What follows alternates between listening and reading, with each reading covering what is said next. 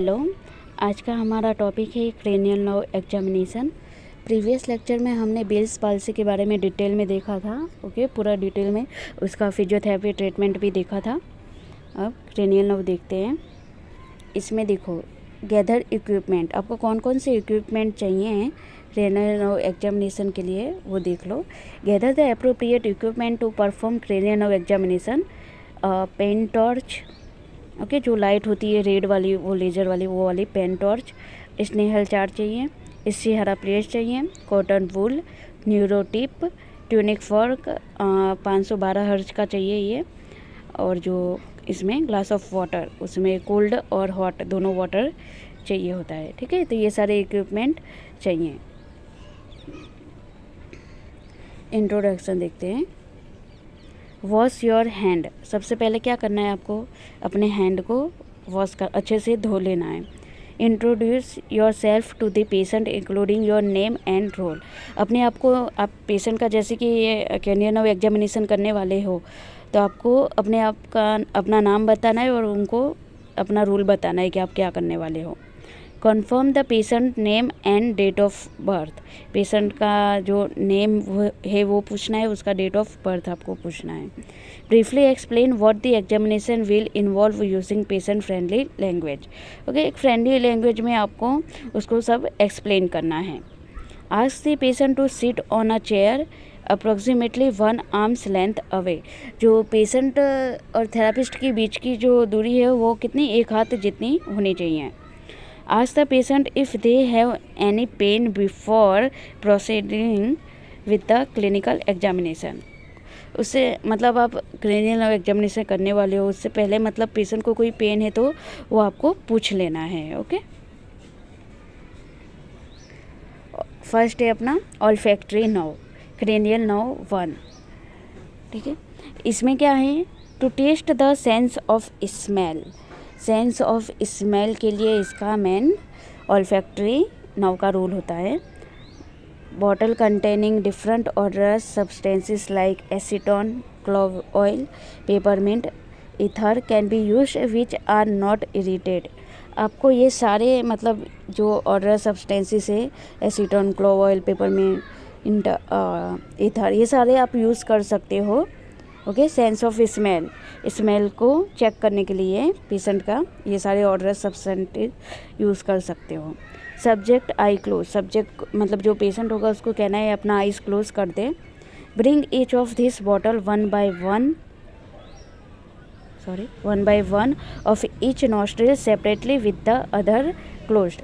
आपको क्या करना है, एक के बाद एक ये सारी जो अलग अलग ये जो ऑर्डर्स है वो सबको ले जाना है, वो पेशेंट के नॉस्ट्रिल जो है उसके नियर ले जाना है, आपको नाक के नज़दीक ले जाना है और एक नोज़ उनको क्लोज करके उनको स्मेल करने के लिए कहना है और उसको पहचानना है कि वो पहचान पाते हैं, ये अलग अलग जो फ्लेवर होता है उसको वो पहचान पाते हैं कि नहीं।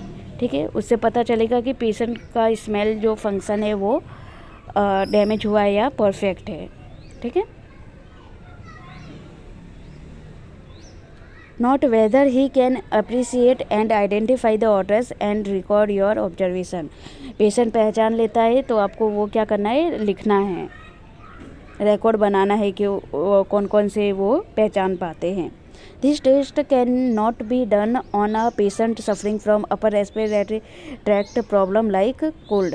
अगर पेशेंट को कोल्ड हुआ है तो आप ये क्रेनियल नर्व एग्जामिनेशन नहीं परफॉर्म कर पाओगे, क्योंकि पेशेंट को कोल्ड की वजह से क्या होगा, स्मेल ही नहीं आएगा और पता ही नहीं चलेगा कि उसको cranial nerve first olfactory affect है या फिर कुछ और प्रॉब्लम है। ठीक है, देखो इसमें सिम्टम्स, अगर ऑल्फैक्टरी मतलब अफेक्ट होगा, नर्व क्रेनियल नर्व 1 अफेक्ट होगा तो एनोस्मिया देखने को मिलेगा, जिसमें एनोस्मिया का मतलब है लॉस्ट ऑफ स्मेल।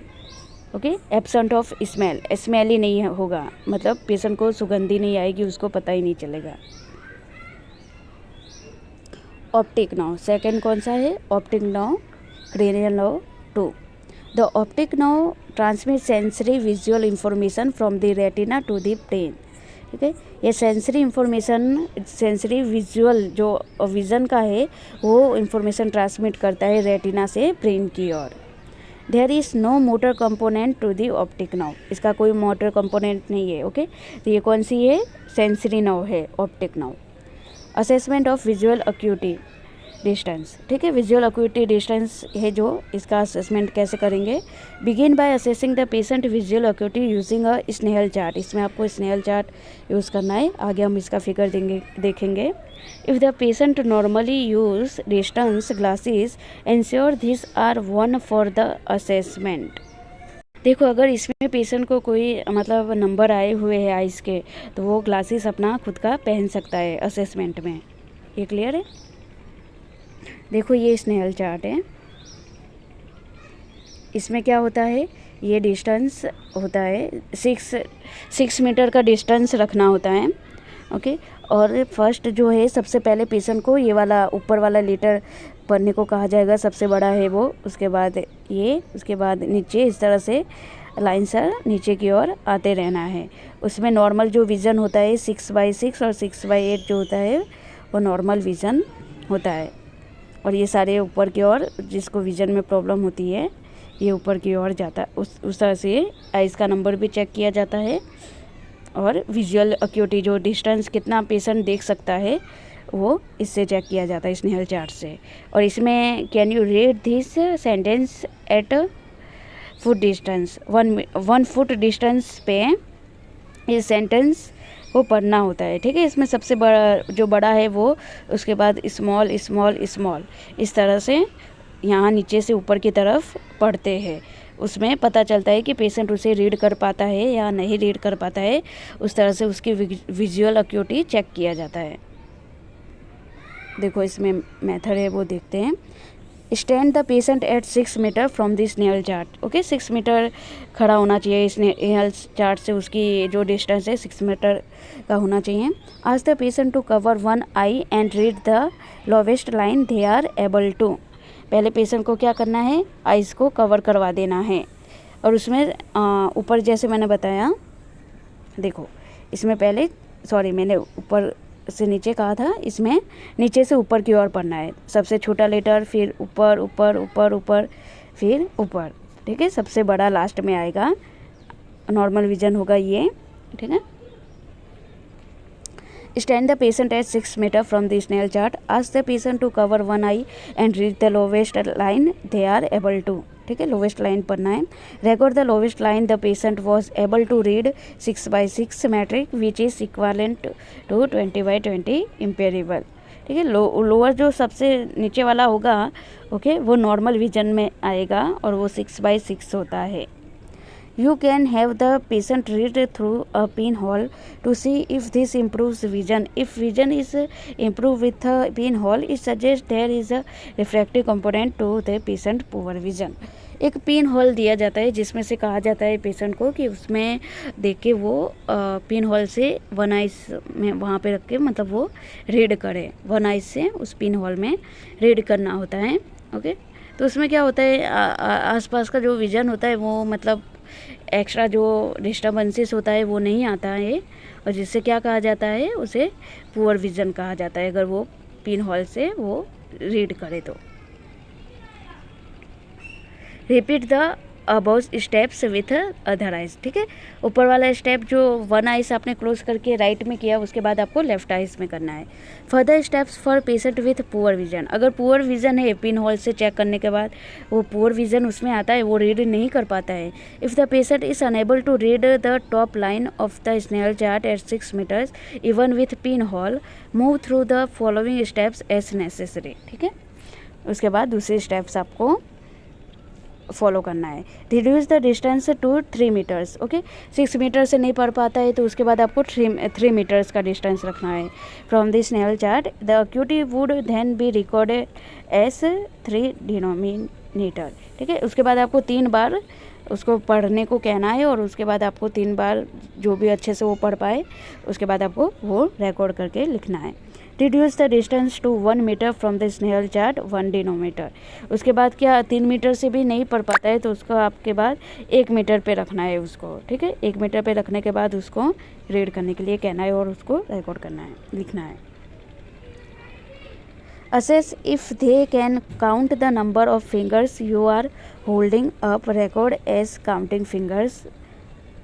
ओके तो इसमें क्या करना है आपको, अपने थेरेपिस्ट जो है अपने फिंगर्स रखेगा उसके आइज़ के सामने, उसको कहेगा कि आप काउंट कीजिए कितने फिंगर हैं, इससे भी विजन टेस्ट होता है। Assess if they can see gross hand movements, record as hand movements. Okay, hand movement करके उसको कहना है कि वो बताए कैसी मूवमेंट कर रहे हो आप। Assess if they can detect light from a pen torch shone into each eye, perception of light और नो परसेप्शन ऑफ लाइट। इसमें क्या करना है आपको, पेंट वो जो टॉर्च होती है उसको उसके दोनों आइज़ में वो क्या करेगा, उसको पहचानना है, एक के बाद एक दोनों आइज़ में आप बताओगे और वो मतलब देख पाता है कि नहीं, वो पेशेंट कहेगा। Okay, testing colour vision. Colour vision test करने के लिए क्या करोगे, हॉर्नग्रेन वूल मैचिंग टेस्ट। इसमें जो रुई होती है, ओके, अलग अलग दोरे होते हैं, उसको क्या करना है आपको मैच करना होता है। It should be carried out in a good day light and for both eyes, दोनों आइज़ के लिए है और दिन में ही गुड अच्छी लाइट हो ना, ऐसे में आपको इसे टेस्ट करना है। The patient is asked to colour of a chosen wisp of wool with another one from the box. ठीक है, तो इसमें वही है कि आपको एक धागा जो होता है उसको लेके दूसरे के साथ उसको रखना है, अनदर बॉक्स में आपको रखना है एक से उठा के। Repeat the test in 5 steps and record the result. 5 step से इसके आगे देखते हैं।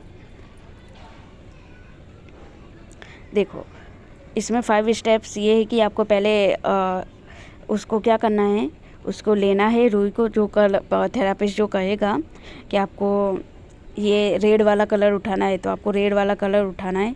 उसको कहेगा कि ये येलो के साथ आपको येलो वाले बॉक्स में रखना है तो आपको रेड वाला कलर उठा के उसे येलो वाले बॉक्स में रखना है। इस तरह से इसके क्या होते हैं, सारे स्टेप्स होते हैं। उसके बाद क्या करना है, अगर पेशेंट अच्छे से कर पाता है उसके बाद आपको ये रिकॉर्ड करना होता है। ठीक है, इस हरा चार्ट देखते हैं।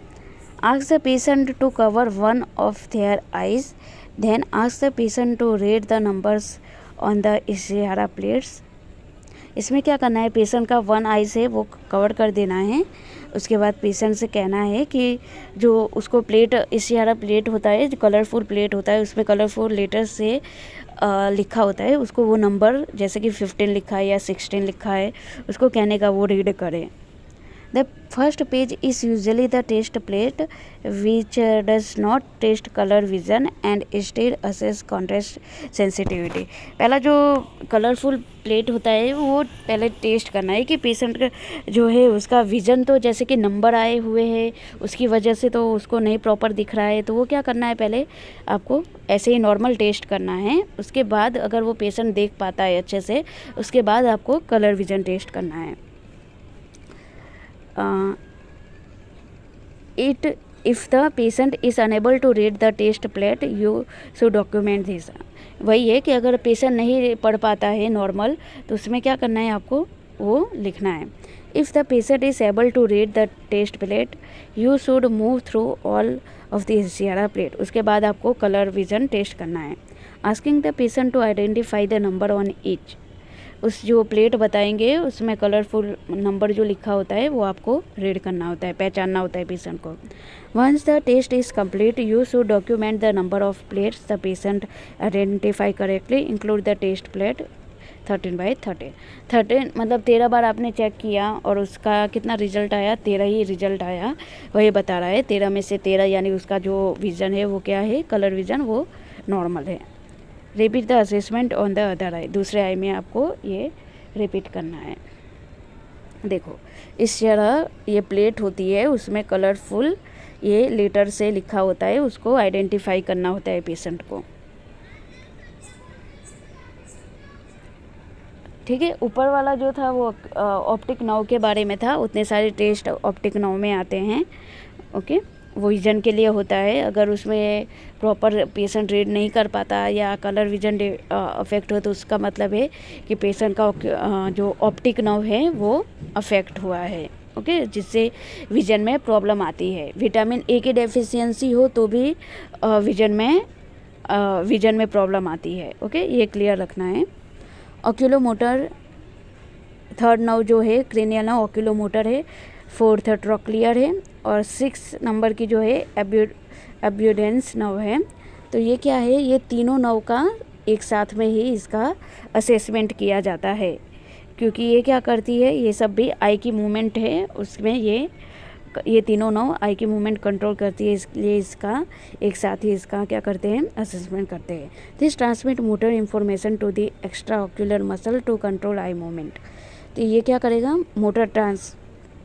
ये मोटर इंफॉर्मेशन ट्रांसमिट करता है, ओके। एक्स्ट्रा ऑक्यूलर मसल मतलब आई के जो मसल्स होते हैं वो वाले extra ocular, and eyelid function है उसको कंट्रोल करता है। Test for ocular movement, eye की मूवमेंट के लिए कौन से टेस्ट हैं, the movement of eyes in the upward, downward, outward, inward, upward and outward, upward and downward direction are noted in 3 ways. ठीक है, पेशेंट को कहने का अपनी आइज़ को ऊपर घुमाए, फिर नीचे, फिर साइड में, फिर इस अदर साइड में। इस तरह से आपको क्या करना है, पेशेंट अपनी आई की मूवमेंट कर पाता है वो आपको ऑब्जर्व करना है। दूसरा है कमांड मूवमेंट। आपको थेरापिस्ट क्या करेगा, कमांड देगा, keeping patient head steady, patient का हेड जो है वो स्टेडी होना चाहिए, मतलब स्थिर होना चाहिए। He is asked to look in various direction and the conjugate and individual ocular movement are to be noticed. उनको कहना है कि वेरियस डायरेक्शन में अपनी आइज़ की मूवमेंट है वो करे, ठीक है, आइज़ की मूवमेंट है वो वेरियस डायरेक्शन में आपको करवाना है, ऊपर नीचे आगे पीछे। आपको जैसे कमांड दोगे वैसे ही वो पेशेंट अपनी आई की मूवमेंट करेगा, ठीक है। तो इसे क्या कहते हैं, कमांड मूवमेंट कहते हैं। Follow movement, keeping patient head steady, eyes the tips of examiner finger, movement in various direction are noted. अब इसमें क्या करना है, थेरापिस्ट जो होगा वो अपनी फिंगर्स को मूव करेगा उस डायरेक्शन में, पेशेंट को अपनी आइज़ को मूव करना है, हेड उसका स्टेडी रहेगा, सिर्फ आइज़ को मूव करना है। इसे क्या कहते हैं, फॉलो मूवमेंट करते हैं। वो क्या करता है, थेरापिस्ट की फिंगर को फॉलो करता है आइज़ से, इसलिए इसे फॉलो मूवमेंट कहते हैं। रिफ्लेक्स मूवमेंट, इसमें क्या करना है, रिफ्लेक्स चेक करना होता है, ठीक है, वो आगे हम देखेंगे। फर्स्ट है doll eye movement, okay. Reflex movement में ही यही डॉल आई मूवमेंट आता है। तो rotating the patient head from side to side and observing the eyes, patient का हेड है वो साइड टू साइड रोटेट करना है और उसकी आई की जो मूवमेंट है वो आपको ऑब्जर्व करना है। Rolling of the head to one side causes counter rolling of eyes to the other side, ठीक है। तो इसमें क्या होगा, जब आप हेड को वन साइड मूव करोगे उसके अपोजिट साइड में आई की मूवमेंट होगी, जिसे डॉल आई मूवमेंट कहते हैं, ठीक है। डॉल में जो मूवमेंट होती है आइज़ की वैसी।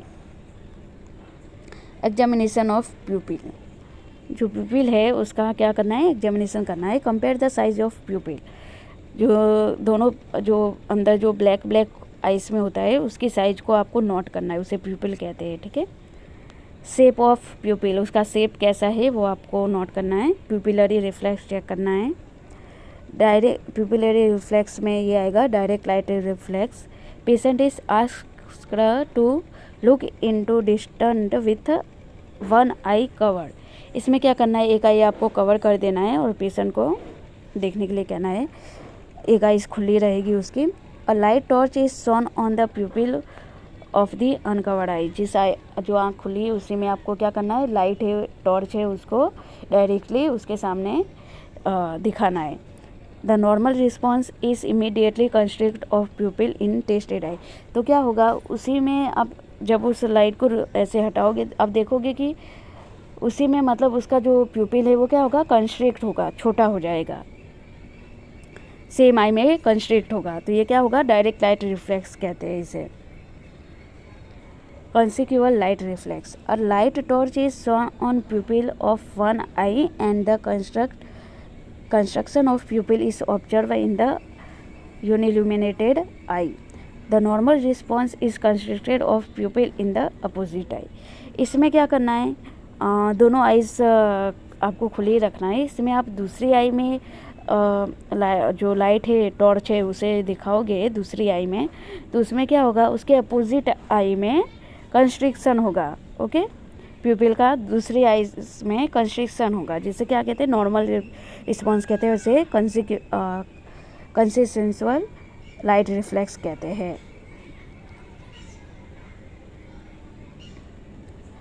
Accommodation reflex. Ask the patient to look at the distant object, hold up one erect finger, then suddenly close to the eyes patient's nose. Ask him to look quickly at the object. The normal response is convergence of eyeball and constriction of pupil. तो इसमें क्या होगा, patient जो होगा वो बैठा होगा, उसमें आपको एक ऑब्जेक्ट या अपने फिंगर को उसके ऐसे नोज़ की ओर सडनली आपको ऐसे ले जाना है। ओके, तो उसमें क्या होगा, उसका नॉर्मल रिस्पॉन्स देखने को मिलेगा, कन्वर्जेंस होगा आई बॉल में और कंस्ट्रिक्शन होगा प्यूपिल का। तो इसे क्या कहते हैं, अकोमोडेशन रिफ्लेक्स कहते हैं। जैसे कि आप पेशेंट बैठा है, उसके सडनली आप उसके पास ऐसे कोई फिंगर या कोई चीज़ ले गए, तो उसकी वजह से क्या होगा, आई बॉल का कन्वर्जेंस होने लगता है और प्यूपिल कंस्ट्रिक्ट हो जाता है। इसे अकोमोडेशन रिफ्लेक्स कहते हैं। सीलियो स्पाइनल रिफ्लेक्स देखते हैं। Pinch the skin of the neck, the normal response is dilation of प्यूपिल। जो नेक है वहाँ पे क्या करना है, आपको छोटा सा ऐसे चींटी काटनी है। ओके, पिंच करना है, तो उससे क्या होगा, वो पेशेंट सीलियो स्पाइनल रिफ्लेक्स, प्यूपिल का डायलेशन होगा, ऐसे आँख वो अचानक ऐसे चमक जाता है और क्या करता है, उसका आई में उसकी प्यूपिल में देखोगे तो उसका डायलेशन होता है। ठीक है, इसे सीलियो स्पाइनल रिफ्लेक्स कहते हैं। साइन एंड सिम्टम्स देखो, अगर ये नर्व जो ये 3, 4 और 6 नर्व जो इंजर होगी, तो इसमें क्या सिम्टम्स देखने को मिलेगा, डिप्लोपिया, डबल विजन देखने को मिलेगा, टोसिस। इसमें टोसिस में क्या होता है कि आपकी जो आईलिड होती है वो नीचे की ओर ड्रूप हो जाती है। ओके, ड्रूप ऑफ आईलिड को टोसिस कहते हैं। स्क्विंट में कैसा होता है, जो आई बॉल होते हैं वो पास में आ जाते हैं। ओके, इनवर्ड की ओर हो जाते हैं। स्क्विंट छोटी आई हो जाती है, एक आई जो होती है वो छोटी देखने को मिलती है, उसे स्क्विंट कहते हैं। उसमें ऐसा लगेगा कि पेशेंट आपको नहीं किसी और को देख रहा है ऐसे। ओके, उसकी छोटी जो प्यूपिल होती है उसकी वजह से ऐसा देखने को मिलता है। निस्टैग्मस में क्या होगा, इनवॉलेंट्री जर्की मूवमेंट आईबॉल की होती है, जिसे निस्टैग्मस कहते हैं। ये सारे देखने को मिलेंगे। ओके, अगर ये सारे ये जो ऊपर के तीनों नर्व अफेक्ट होंगे तो ये देखने को मिलेगा। ठीक है, तो नेक्स्ट लेक्चर में हम दूसरे पार्ट में हम अदर्स क्रेनियल नर्व जो है वो देखेंगे। ओके, जो 5th क्रेनियल नर्व है, 7th, 8, 9, 10, 11, 12 ये सारी क्रेनियल नर्व हम नेक्स्ट लेक्चर में देखेंगे। इसमें कोई भी डाउट है तो आप पूछ सकते हो, कमेंट कर सकते हो। ओके, वीडियो पसंद आई हो तो please like, share and subscribe कीजिएगा। Thank you.